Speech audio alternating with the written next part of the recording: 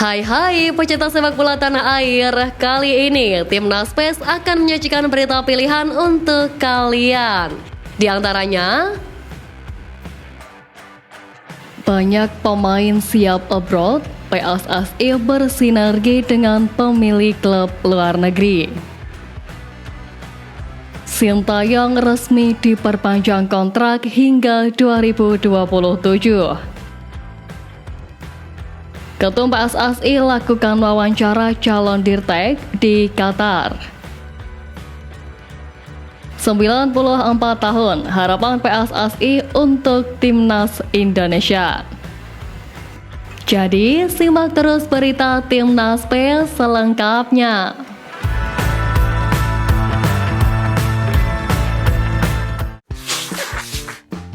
PSSI menggelar acara hari ulang tahun ke-94. Kegiatan pun berlangsung secara sederhana di Jakarta pada Jumat 19 April kemarin. Pada momen spesial ini, PSSI mengundang para pelaku sejarah yaitu deretan legenda-legenda dari Timnas Indonesia. PSSI ingin berbagi kebahagiaan dengan para legenda tersebut karena pernah berjuang mengharumkan nama bangsa lewat sepak bola. Ketua Umum PSSI Erick Thohir mengatakan angka 94 tahun ini merupakan usia yang sangat matang bagi PSSI. Ia juga mengungkap bahwa saat ini ia sedang mempersiapkan sistem fondasi yang pas untuk sepak bola Indonesia.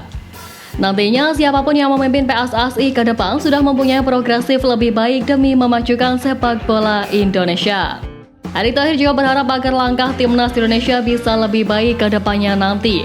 Saat ini Timnas Indonesia sedang berjuang di putaran kedua kualifikasi Piala Dunia 2026 zona Asia, di mana peluang Timnas Indonesia untuk lolos ke putaran ketiga sangat besar.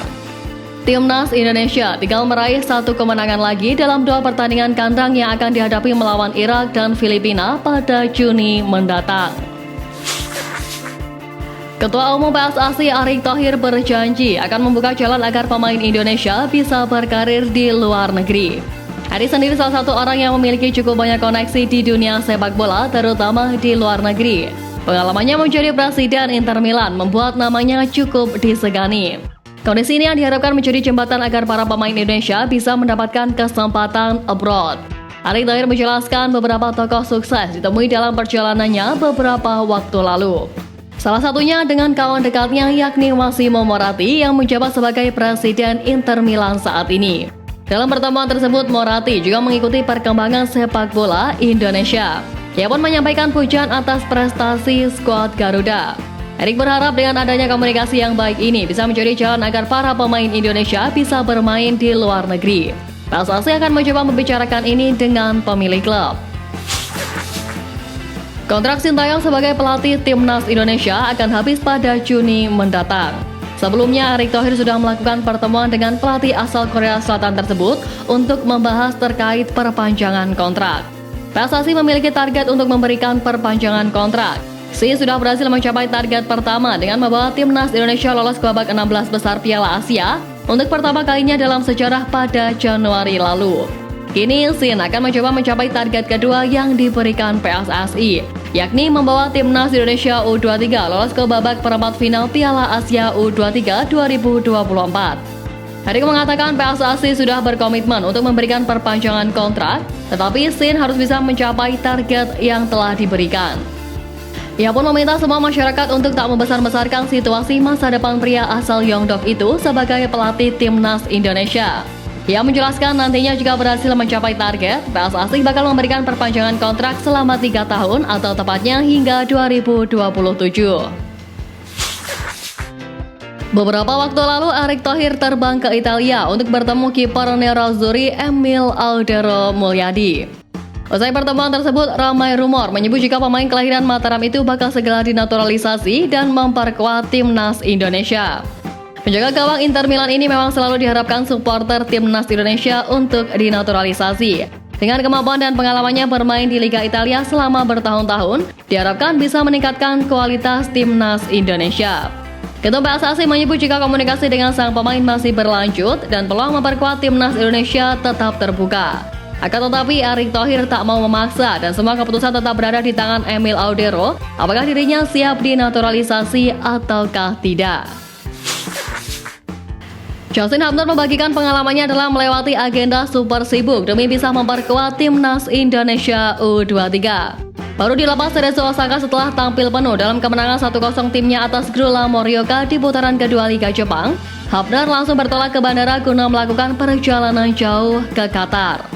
Saking sempitnya waktu yang ia miliki, Hubner ternyata tidak ke hotel pasca mendarat di Qatar.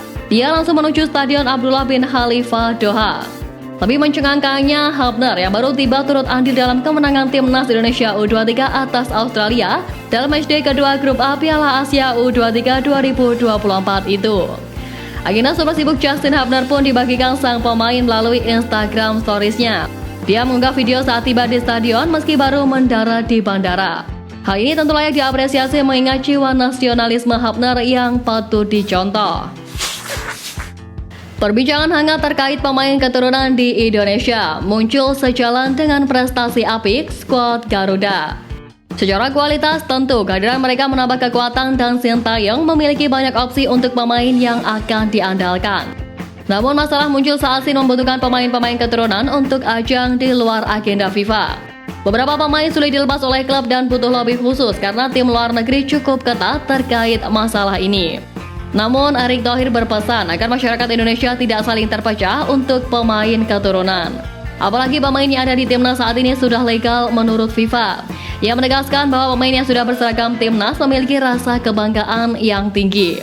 Hubner dan Nathan bahkan langsung bertugas di timnas meski baru bermain untuk klubnya. Hal ini yang harusnya jadi perhatian bagi semua pihak dan seharusnya mereka tetap mendapatkan dukungan penuh.